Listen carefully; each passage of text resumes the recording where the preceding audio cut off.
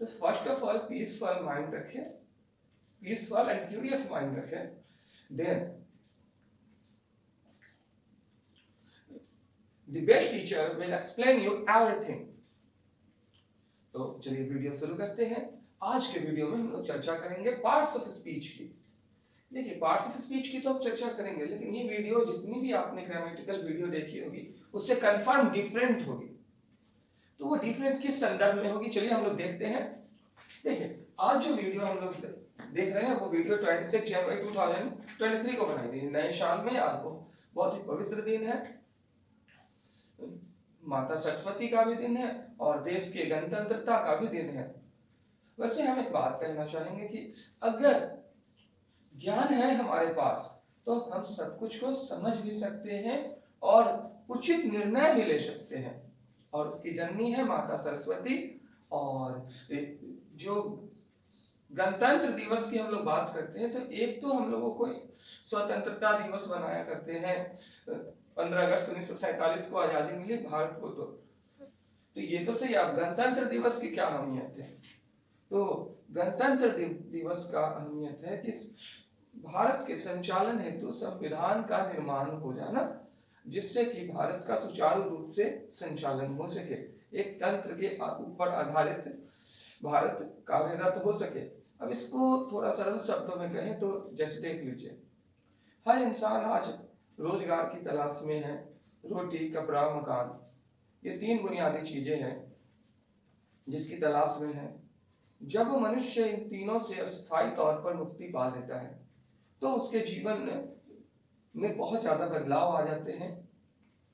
लेकिन अब वो खुद को कैसे संभाले, कामयाबी तो मिल गई, कामयाबी को बनाए कैसे रखे। तो ऐसे सिचुएशन में इंसान को गणतंत्रता की जरूरत पड़ती है। गणतंत्र होने की बात करें तो इसका तात्पर्य यही है कि हम लोग रोटी, कपड़ा और मकान के बाद जो सफलता है उसको निरंतर बनाए रखते हैं, लगातार बनाए रखते हैं। रोटी, कपड़ा और मकान के बाद जो रोजमर्रा की शैली है उसको बनाए रखते हैं, अपने स्वाभिमान, आत्मसम्मान को बनाए रखते हैं और अपने अभिमान को दूर करते हैं। अपने पड़ोसियों से कैसे ताल्लुकात हो, ये सब बातें मायने रखते हैं। गणतंत्र दिवस की स्वतंत्रता दिवस से अधिक महत्ता है।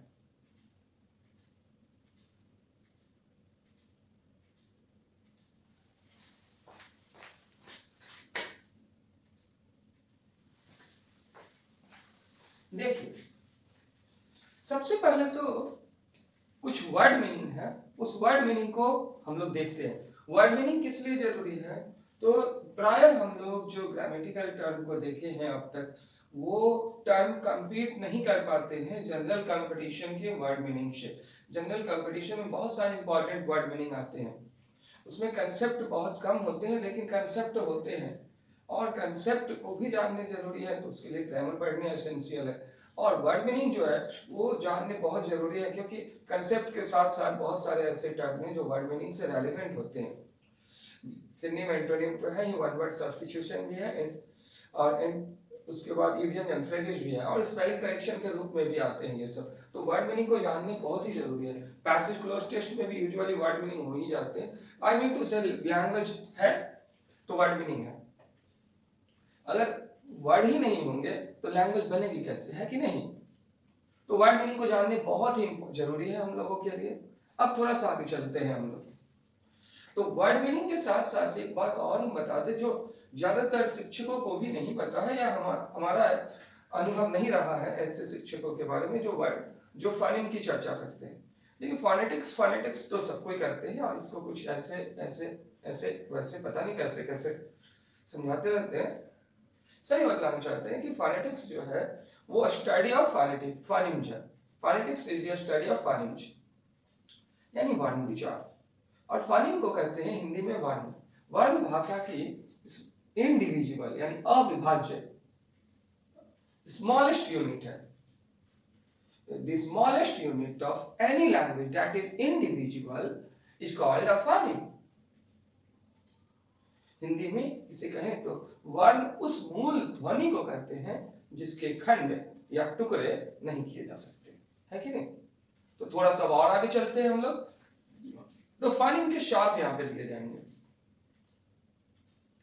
अब आगे चलते हैं हम, तो जो फाइनिंग है उसे ही हम पहले दे रहे हैं, इसे आप रीड कीजिए, राइट कीजिए और रिमेंबर कीजिए। तो हमने लिख दिया है, the lexical correction to understand the given lesson, read, write and remember the following words with honesty. First word हमारा वर्ड है LUMINARY, लुमिनरी। लुमिनरी जिसको नॉर्थ अमेरिकन इंग्लिश में लुमिनरी कहते हैं, इसका मीनिंग होता है प्रकांड विद्वान यानी तेजस्वी, प्रकांड विद्वान यानी तेजस्वी। सेकंड वर्ड हमारा आता है प्रोटैगनिस्ट। तो प्रोटैगनिस्ट का क्या अर्थ होता है, प्रोटैगनिस्ट, प्रोटैगनिस्ट या प्रोटैगनिस्ट, तो इसका अर्थ होता है मुख्य पात्र, लीडिंग कैरेक्टर, DOBERMAN। ब्रिटिश में कहें तो हम लोग इसको कह सकते हैं डोबरमैन। तो डोबरमैन ब्रिटिश प्रोनाउंसिएशन, अमेरिकन में देखा जाए तो डोबरमैन, डोबरमैन अमेरिकन में डोबरमैन। डोबरमैन इसको आम तौर पे कहते हैं डोबरमैन या डोबरमैन।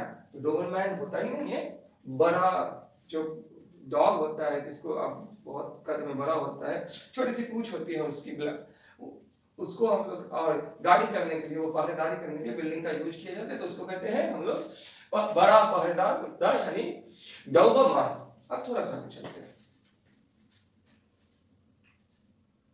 PUSSYCAT, तो पुशीकैट, पुशीकैट बिल्ली का पुकारू नाम, बिल्ली का ये पुकारू नाम है। अब बिल्ली का पुकारू नाम है, बच्चे लोग खेलते रहते हैं तो कैट को ही पूशी कैट बोलते हैं, बड़े प्यार से बोलते हैं। बोलो बचपना तो बचपना होता है। HOARD की बात करते हैं, हॉर्ड, हॉर्ड ना, हमारा ब्रिटिश प्रोनाउंसिएशन है, इसमें आर का उच्चारण नहीं होता, हॉर्ड।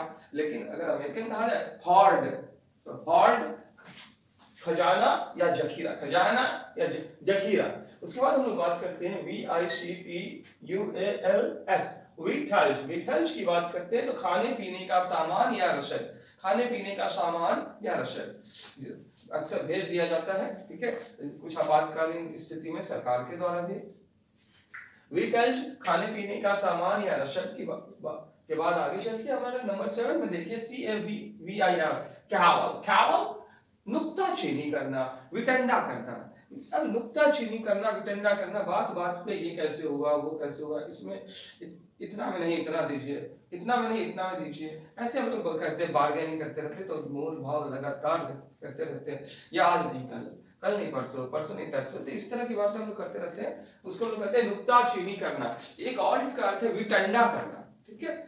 चलिए, ये बहुत कम यूज होता है। आज MPUTE, इम्प्यूट, इम्प्यूट की बात की जाए तो लांछन लगाना या श्रेय देना।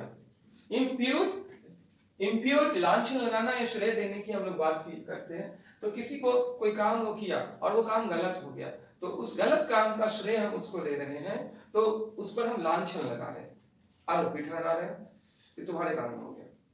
अब थोड़ा सा और आगे चलते हैं, EXHUME, इसका ब्रिटिश में हम लोग प्रोनाउंसिएशन देखेंगे तो ब्रिटिश में डायरेक्ट आपको मिलेगा इग्ज्यूम, इग्ज्यूम। दूसरा इसका एक प्रोनाउंसिएशन हम लोग देखते हैं तो एक्सह्यूम, एक्सह्यूम यानी जमीन खोदकर बाहर निकालना, जमीन खोदकर बाहर निकालना। अक्सर हम लोग जो है जब डेड बॉडी को रीइवैल्यूएट करते हैं तो उस डेड बॉडी को सर्च करते हैं, तो उसको या कोई खजाना वगैरह गाड़ दिया तो उसको हम जमीन खोद करके एक्सह्यूम करते हैं। अब थोड़ा सा आगे चलते हैं, ABROGATE, एब्रोगेट। एब्रोगेट की बात की जाए तो रद्द करना, निरस्त करना या उठा देना। तो कई तरह के कानून बनते रहते हैं और बाद में समय समय पे उन्हीं कानून को रद्द कर देते हैं, निरस्त कर देते हैं या उठा देते हैं। जैसे हाल ही में एक कानून जो बना हुआ था जो बहुत ही गलत भी था, आई थिंक धारा 370, कश्मीर में वो उठा दिया गया है, यानी उसको क्या कर दिया गया है, एब्रोगेट कर दिया गया है। ठीक है, अच्छा भैया IMBUE, इम्ब्यू, इम्ब्यू की बात की जाए तो इम्ब्यू का अर्थ होता है सराबोर करना या तर करना या ओतप्रोत करना, तो ये होता है। ठीक है, ये बहुत अच्छा शब्द है। अगर आप भगवान श्री कृष्ण की लीलाएं देखिए तो वात्सल्य से वो आपको सराबोर कर देगी, तर कर देगी या ओतप्रोत कर देगी।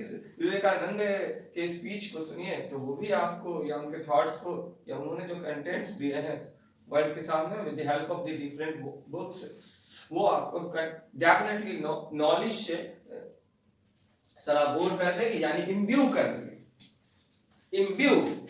अब थोड़ा सा और आगे चलते हैं, MUNDANE, मंडेन, मंडे इन, मंडे इन, मंडेन। अब इसको मुंडेन, मुंडेन कुछ लोग बोल सकते हैं, तो ये this not mundane, this is called mundane, mundane. अब मंडेन मीन व्हाट, सांसारिक, अरुचिकर, मूल्यमाता की, यानी जो डेली हम लोग वर्क करते हैं उसको हम लोग कहते हैं मंडेन। अब आगे चलते हैं, राष्ट्रीय, RESTIV, राष्ट्रीय, राष्ट्रीय मीन्स बेकरार, हठी या बेचैन, बेकरार, हठी या बेचैन ये इंसान हो जाता है कुछ चीजों को लेकर के, कुछ हालात होते हैं उसमें भी ये हो जाता है। उसके बाद SUBVER, सब वर्शिप, सब वर्शिप या फिर सब वर्शिप यानी विनाशक, विनाशक।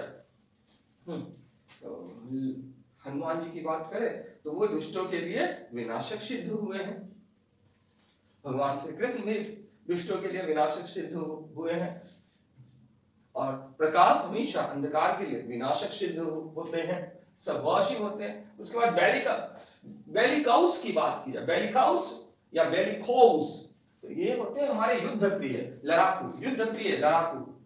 अब इसमें देखो हम लोग इसको लोग बेलिकोस या बेलिकोज भी बोल सकते हैं, या बेलिकोस या बेलिकोज, ऐसे वो एग्जिस्ट नहीं करते हैं। युद्ध प्रिय लड़ाकू कुछ ऐसे बच्चे होते हैं समाज में जिनको बार बार लड़ने का ही मन करता है, तो बचपन से ये हैबिट हो जाती है तो बड़े तक ये बने रहते हैं, तो इसको अवॉइड करना चाहिए। उनको अगर अवॉइड करना है तो कंसेप्ट दे करके अवॉइड कर दे कि why is quarrel bad, why unnecessary quarrel is bad. अगर उन्हें समझ में आ गई तो it is easy to control that. Then CACOPHONOUS, इसको हम लोग कहते हैं ककोफानस, ककोफानस। तो ककोफानस ये जो वर्ड होता है ना, इसका अर्थ होता है कान कटु, कान को सुनने में एकदम बेकार लग रहा है वो आवाज। अक्सर आप देखते होंगे टीवी चलते रहता है तो कभी आ जाया करते थे, वो दूरदर्शन के दौरान सिग्नल नहीं मिलते थे तो ज्यादातर देखने को मिलते थे। उसके बाद कुछ कुछ आवाज भी ऐसे आते हैं या कुछ झगड़े होते हैं, या किसी किसी व्यक्ति ने अपने को इतना ढाल लिया होता है अपने एटीट्यूड के माध्यम से कि उसकी साउंड ककोफोनस होती है। तो ककोफोनस नहीं होना चाहिए, नॉर्मली इसको लोग कैकोफोनस बोल सकते हैं, तो कैकोफोनस होता है। अब आगे चलते हैं EFFECT, effect, effect, effect means अशक्त, इफेक्ट मींस अशक्त, बिना शक्ति का। तो नेक्स्ट है हमारा SERIED, सैरिड, सैरिड मींस सटा सटा हुआ। तो क्लासरूम में जो डेस्क और बेंच होते हैं वो सटे सटे होते हैं, शहरों में बिल्डिंगें सटे सटे हुआ करती हैं, और उसके बाद झोपड़ियां भी सटे सटे हुआ करते हैं। सैरिड में सटा सटा हुआ। उसके बाद गलाबल, GULLIBLE, गलाबल, ग्लोबल मींस भोला भाला, भोला भाला, जो एकदम मासूम है दिखने में। ठीक है, और हीरो लोगों की ये भी एक खासियत है कि वो दिखने में मासूम होते हैं, ग्लोबल होते हैं। ठीक है, लेकिन परफॉर्मेंस में सिंपली द बेस्ट होते हैं। थोड़ा सा और आगे चलते हैं हम लोग, JUNE, जीजून, जीजून मीन बचकाना या अजानकार, बचकाना या अजानकार। तो we should avoid jejune word when this serious thing is taking place. Then FABIAN, Fabian, Fabian means Samajwadi, हाँ जो सोशल नॉर्म्स को फॉलो करते हैं। उसके बाद हम लोग आगे चलते हैं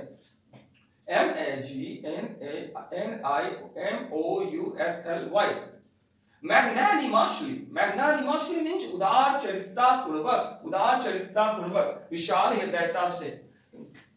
महाभारत का एक कैरेक्टर है कर्ण, वो जब भी डोनेट करते या दान देते हैं तो वो मैग्नानिमसली करते हैं, इसीलिए उनको हम लोग कहते हैं फिलैंथ्रोपिस्ट यानी दानवीर। या भगवान श्री कृष्ण भी सबसे बड़े दानवीर रहे हैं, विश्व को ज्ञान का दान उन्होंने ही दिया गीता के माध्यम से। थोड़ा सा और आगे चलते हैं हम लोग।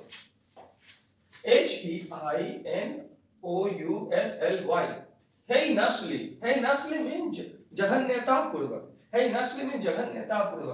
इसको समझने की कोशिश कीजिएगा। जघन्यता पूर्वक का तात्पर्य क्या है? इसका तात्पर्य है कोई ऐसा क्राइम जो क्राइम हम लोग जबरदस्ती करते हैं। जैसे समझने की कोशिश कीजिए, और beyond the imagination of somebody else, that can be lethal. अब किसी का मर्डर कर देना या रेप कर देना, इस तरह के क्राइम, और इसमें ब्रुटलिटी हो जाए, तो इस तरह के क्राइम को हम लोग कहते हैं हेइनसली। तो ये जो हेइनसली क्राइम है जघन्यता पूर्वक, इसके लिए तो या तो कैपिटल पनिशमेंट बेटर है जो कॉमन है हमारे यहाँ, या फिर लाइफ इम्प्रिजनमेंट। तो इसको हम लोग हमेशा चाणक्य ने एक बात कही है कि हमेशा खुद गलती करके मत सीखो, दूसरों की गलती से भी सीखो। तो इसको आप अप्लाई कर सकते हैं, अवॉइड कर सकते हैं, ये सब थॉरली अवॉइड करें। उसके बाद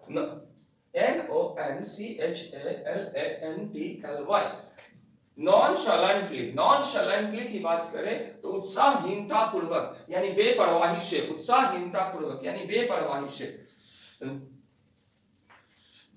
यानी उत्साह के बगैर आप काम करते हैं तो उत्साहहीनता पूर्वक हुआ, यानी बेपरवाही। दूसरे का काम होता है तो हम लोग ऐसे ही करते हैं बेपरवाही से, ठीक है। उसमें हम लोग ज्यादा एनर्जी नहीं दिखाते हैं, अपना काम होता है तो अधिक एनर्जी दिखाते हैं नॉर्मली, या जहाँ पे मॉनिटरी बेनिफिट होता है तो वहाँ पे अधिक एनर्जी दिखाते हैं। हम लोग एक अपना मेंबर बनना नहीं चाहते, हम लोग स्टाफ बनने में ज्यादा बिलीव करते हैं।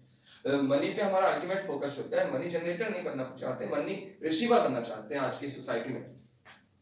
हम लोग आगे चलते हैं। AVIDLY, एविडली कहे या अवॉइडली, दोनों सही है, लेकिन अविडली नहीं होता है, एविडली या अवॉइडली। उत्कंठित रूप में या लालायिकता पूर्वक, तो जैसे ये नॉनशैलेंटली उसी का ठीक उल्टा मान लीजिए, एविडली लालायिकता पूर्वक, उत्कंठित रूप में। तो अब चलिए हम चैप्टर बिगिन करते हैं। Chapter 1 parts of speech. Chapter 1 शब्द भाग। Right, read and remember sincerely.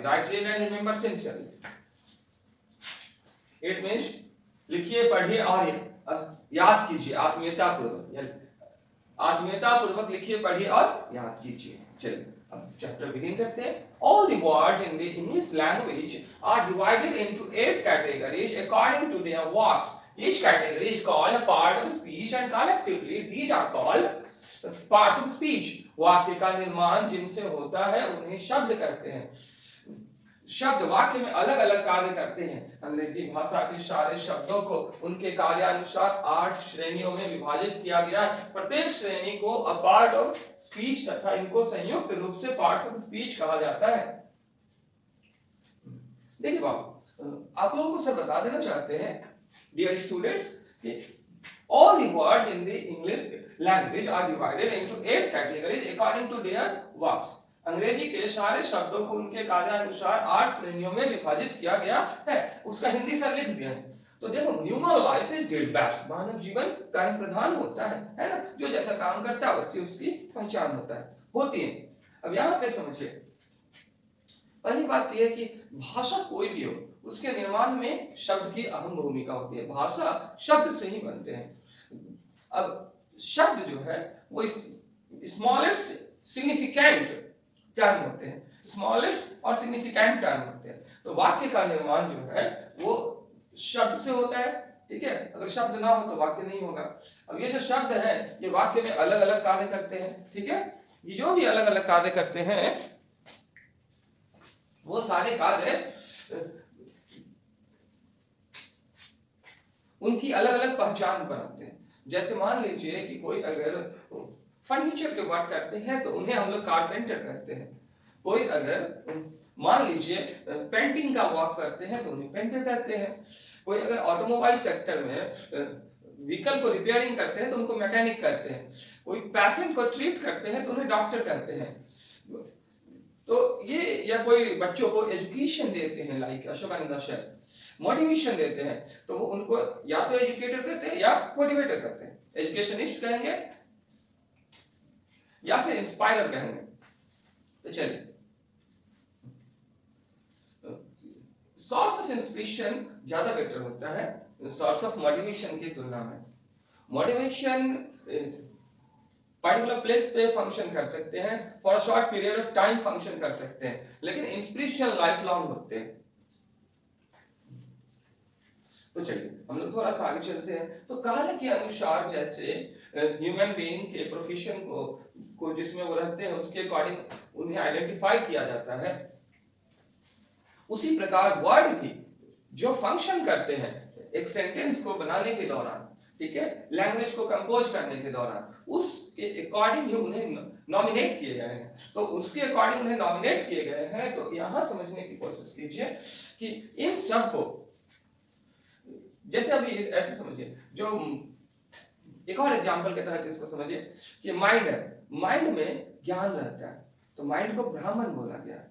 हाथों में हम लोग स्टॉप, डिफेंस भी कर सकते हैं, ऑफेंस भी कर सकते हैं, डिफेंस भी कर सकते हैं, ऑफेंस भी कर सकते हैं। तो यहाँ पे समझने की कोशिश कीजिएगा आप कि इसको हम लोग क्या कहेंगे, इसको हम लोग क्षत्रिय कहते हैं, और ये हमेशा खाने के लिए रहता है, तो इसको हम लोग कहते हैं वैश्य। और ये सारे डस्ट वगैरह के कांटेक्ट में आते हैं, तो इसको हम लोग कहते हैं पांव को हमारा शूद्र। तो human life is deed best, not birth best. तो ये फंक्शन के आधार पे, हमारा लैंग्वेज भी फंक्शन के आधार पे ही है। तो अंग्रेजी के सारे शब्दों को उनके कार्यानुसार 8 श्रेणियों में विभाजित किया गया, कार्य के अनुसार। All the words in the English language are divided into 8 categories according to their works.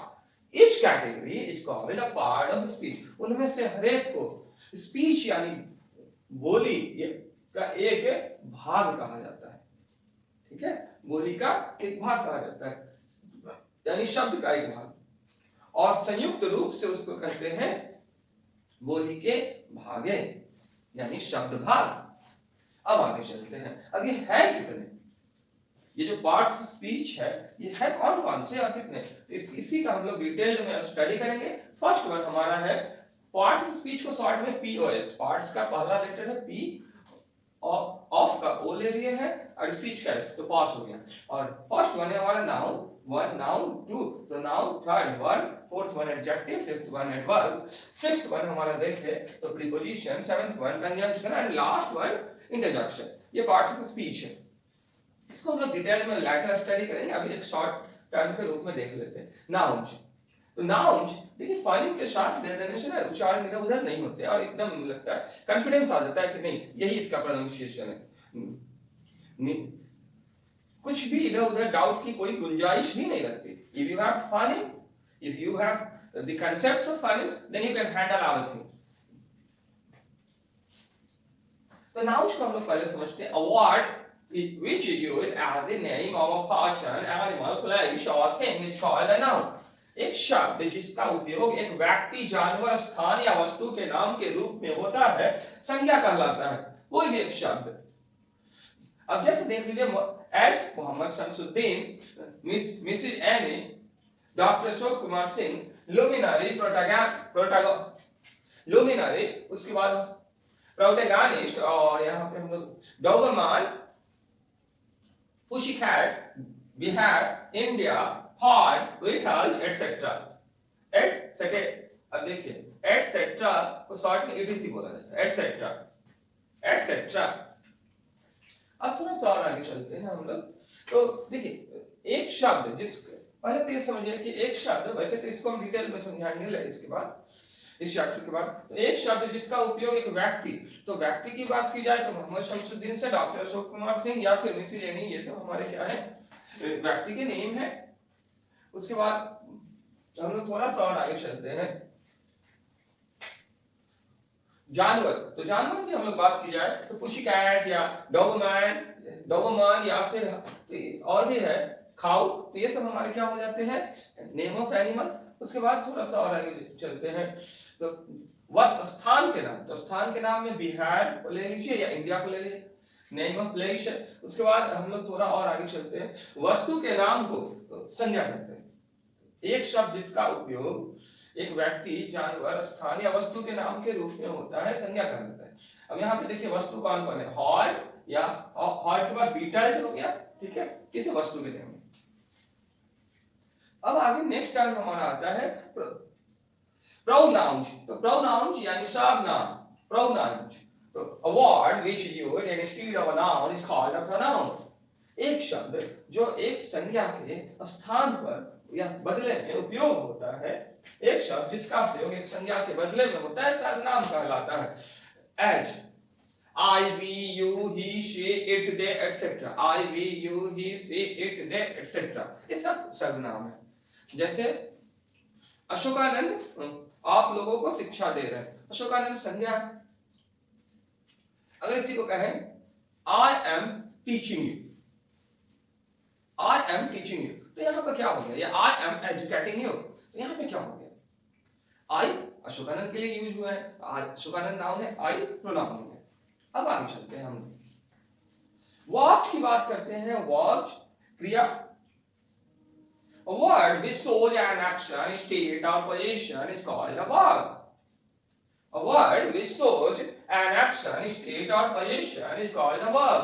एक शब्द जो एक कार्य, दशा अथवा स्वामित्व का बोध कराता है, एक क्रिया कहलाता है। ईजी एग्जाम्पली ग्रेशिया, एग्जाम्पली ग्रेशिया की बात की जाए तो ट्रैवल, ट्रैवल के बाद बात की जाए तो इम्प्यूट, उसके बाद एग्ज्यूम, abrogate, imbue, each and all, what, verb, shall, will, may, can, should, etc. अब इसको समझने की कोशिश कीजिएगा। जैसे हम कहते हैं he is going, he is या he goes को सिंपल में ले लीजिए, वह जाता है, तो यहाँ पे एक्शन क्या है, जाना, कार्य है, इसको कौन बतला रहा है, गोज, तो गोज हमारा वर्ब हो गया। उसके बाद थोड़ा सा और आगे चलते हैं हम लोग। दशा की बात की जाए तो Bill Gates is a rich person या बिल गेट्स इज रिच, तो ये बिल गेट्स की दशा है, he is financially so sound. अब आगे चलते हैं, थोड़ा सा आगे चलते हैं, स्वामित्व की बात करते हैं। तो स्वामित्व का, जैसे I have a watch, I have a watch, मेरे पास एक घड़ी है, तो इस घड़ी पर मेरा स्वामित्व है। अब उसके पास नहीं हो सकता ये घड़ी, किसी और के पास नहीं हो सकती, ये मेरे पास, यानी हम चाहे तो इस घड़ी के साथ कुछ भी कर सकते हैं, इस घड़ी के मालिक है, पोजीशन है। आगे चलते हैं हम लोग। एडजेक्टिव्स, एडजेक्टिव्स विशेषण की बात की जाए तो देखिए, a word that qualifies a noun or a pronoun is called an adjective। एक शब्द जो एक संज्ञा या एक सर्वनाम की विशेषता बतलाता है, एक विशेषण कहलाता है। एग्जाम्पल ग्रेशिया की बात की जाए तो mundane, restive, subversive, bellicose, cacophonous, effete, serried, gullible, jejune, Fabian, etcetera. तो हम लोग यहाँ पे देख सकते हैं इन सब के वर्ड के मीनिंग ऊपर में दे रहे हैं, इन सब के मीनिंग ऑलरेडी एक्सप्लेन कर चुके हैं सर। तो ये सब हमारे एडजेक्टिव्स हैं। एक शब्द जो एक संज्ञा या सर्वनाम की विशेषता बतलाता है, एक विशेषण कहलाता है।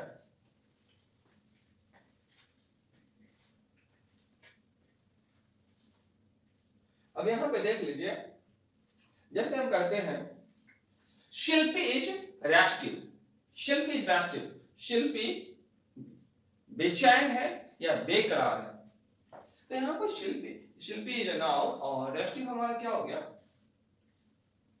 तो रेस्टिव हमारा हो गया एडजेक्टिव। अब यहां पर हम थोड़ा सा आगे चल जाते हैं, जैसे हम लोग कहते हैं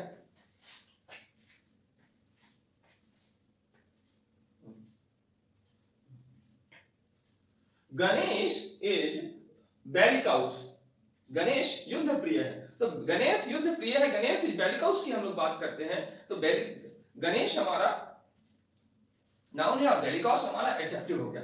लेकिन अगर हम लोग बात करते हैं पल्लवी प्रासर इज काकोफनस, पल्लवी प्रासर इज काकोफनस, तो यहां पर पल्लवी प्राशर कर्ण कटु है, पल्लवी प्राशर जो है उसकी हम बात करते हैं तो पल्लवी प्राशर नाउन है, अब कर्ण कटु हमारा एडजेक्टिव हो गया। अब करते हैं, कोई कह रहे हैं I am global, I am global, मैं भोला हूं, तो यहां आई प्रोनाउन है, ग्लोबल हमारा adjective.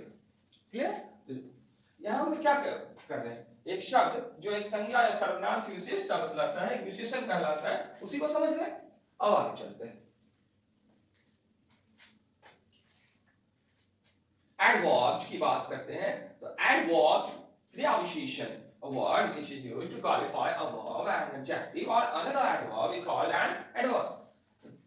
A verb that which is used to qualify a verb, an adjective or another adverb is called an adverb. एक शब्द जो एक क्रिया, एक विशेषण अथवा एक क्रिया विशेषण की विशेषता बतलाने के लिए प्रयोग किया जाता है वह क्रिया विशेषण कहलाता है। एग्जाम्पल, ग्रेसिया very, twice, there, here, tomorrow, today, yesterday, magnanimously, acrimoniously, कटुतापूर्वक, हेinously, nonchalantly, avidly, etc.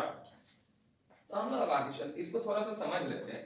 देखिए इसमें क्या कहना है कि जो वर्ब की विशेषता बतलाए, उसके बाद एडजेक्टिव की विशेषता बतलाए और फिर एक एडवर्ब की भी विशेषता बतलाए, उसको हम लोग कहते हैं एडवर्ब।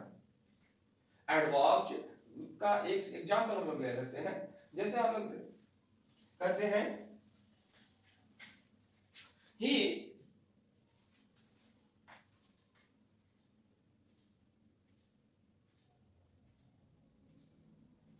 imputes, he imputes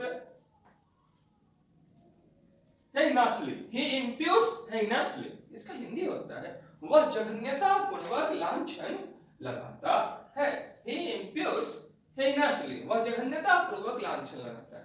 तो यहाँ पर ही सब्जेक्ट हो गया हमारा, उसके बाद एक्शन क्या है तो लांछन लगाना, तो imputes हमारा वर्ब हो गया एक्शन होने के कारण, और हमारा एडवर्ब कौन हो गया, उसकी विशेषता क्या है लांछन लगाने की, जघन्यता पूर्वक है नस्ली, तो ये हो गया हमारा एडवर्ब, वर्ब को क्वालिफाई किया।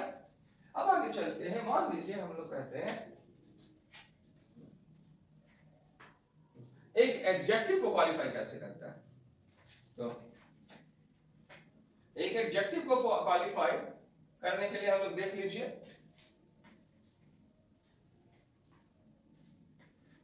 The mango is sweet, the mango is sweet। अब the mango is sweet में हम लोग समझ सकते हैं, इसको थोड़ा सा हम लोग तोड़ देते हैं, आम मीठा है, the mango is sweet, आम मीठा है। अब इसी में हम कहते हैं the mango is very sweet, आम बहुत मीठा है। तो आम की विशेषता थी sweet, आम मीठा है, अब उसमें क्या जोड़ दिया very, very को ऐड करते ही अब उसकी मीठापन की क्वालिटी बढ़ गई, उसकी विशेषता बतलाने, तो एडजेक्टिव को कौन क्वालिफाई कर रहा है वैरी, तो जो एडजेक्टिव को क्वालिफाई करे विशेषता बतलाने वाले को विशेषता बतलाने वाले को क्वालिफाई करे, यानी विशेषता बतलाने वाले की विशेषता बतलाए, उसे कहते हैं हम लोग एडवर्ब। एक तीसरा एग्जांपल कि सर ने कहा कि जो विशेषता बतलाने वाला होता है उसकी विशेषता बतलाने वाले का भी विशेषता बतलाता है कोई, गब्बर के ताप से एक ही आदमी बचा सकता है, वो खुद गब्बर। तो यहाँ पे समझने की कोशिश कीजिए कि खुद अपनी विशेषता जो बतलाता है उसे भी कहते हैं एडवर्ब। जैसे the mango is really very sweet, the mango is really very sweet, आम सचमुच में बहुत मीठा है, the mango is really very sweet।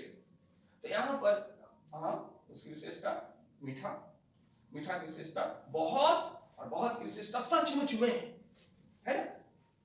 आगे हम लोग चलते हैं, आगे देखते हैं हम लोग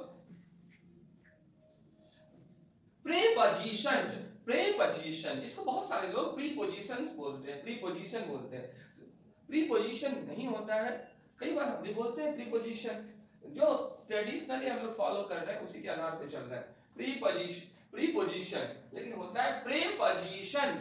तो यहाँ हम जो फानी है इसके आधार पर हम चल सकते हैं। प्रेपोजिशन यानी संबंध बोधक। तो संबंध बोधक को हम लोग समझते हैं ये क्या होता है? A word that is usually placed before a noun or pronoun to show its relation with a given sentence is called a preposition. Sometimes it shows the relation with some other words in a sentence. एक शब्द जो प्रायः एक संज्ञा अथवा सर्वनाम के पहले स्थान ग्रहण कर इसका रिश्ता एक दिए गए वाक्य के साथ बदलाता है, संबंध बोधक कहलाता है। कभी कभी यह एक वाक्य में कुछ अन्य शब्दों के साथ संबंध बतलाता है। Example in, at, inter, on, over, over, by, with और विथ, फ्रॉम, अंडर या अमेरिकन बोला जाए तो अंडर, विदाउट, आफ्टर, एटसेट्रा। इन सब की बात करते हैं हम लोग। तो देखिए हम लोग इसको समझने की कोशिश करते हैं शॉर्ट में। जैसे हम लोग देखते हैं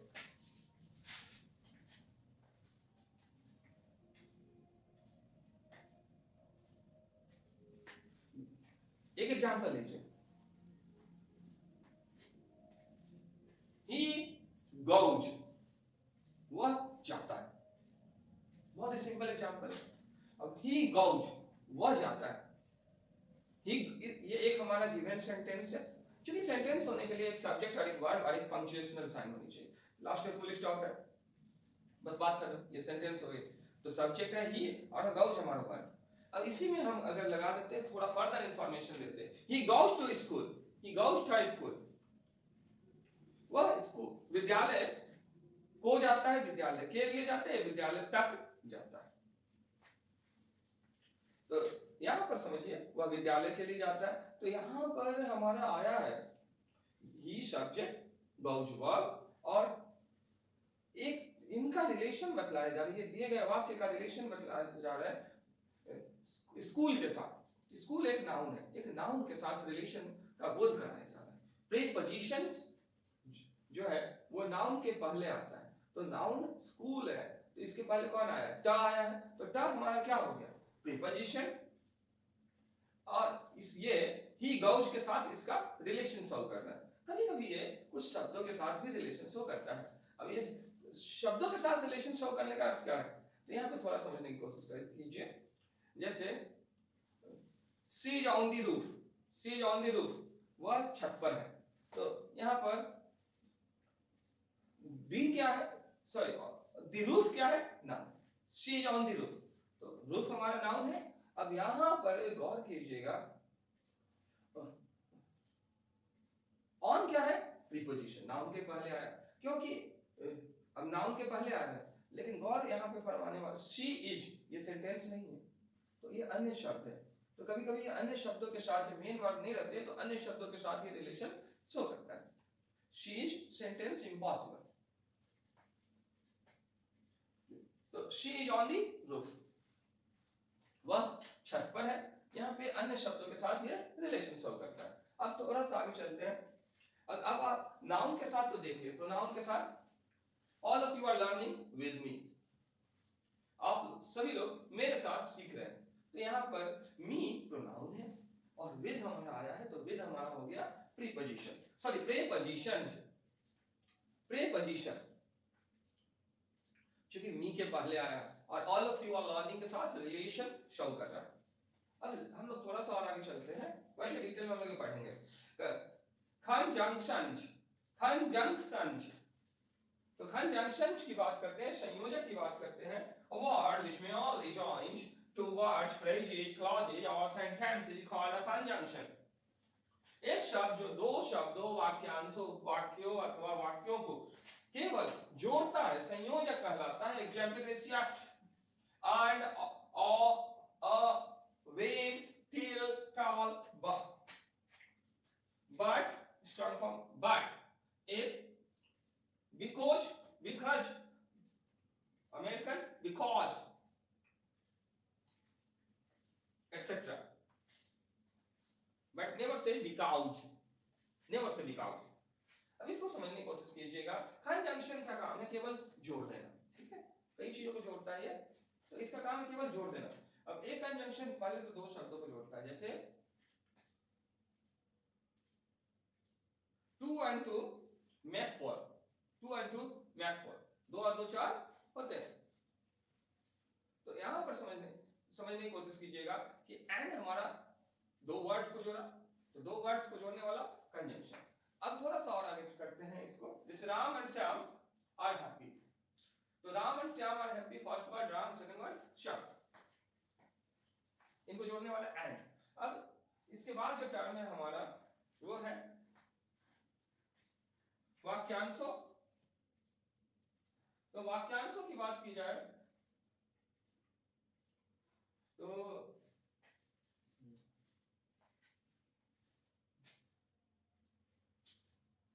यहां पे समझने की कोशिश कीजिएगा।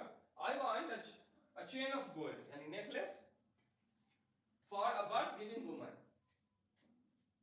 यानी mother. I want a chain of gold for my birth giving woman, तो I want a necklace for my mother.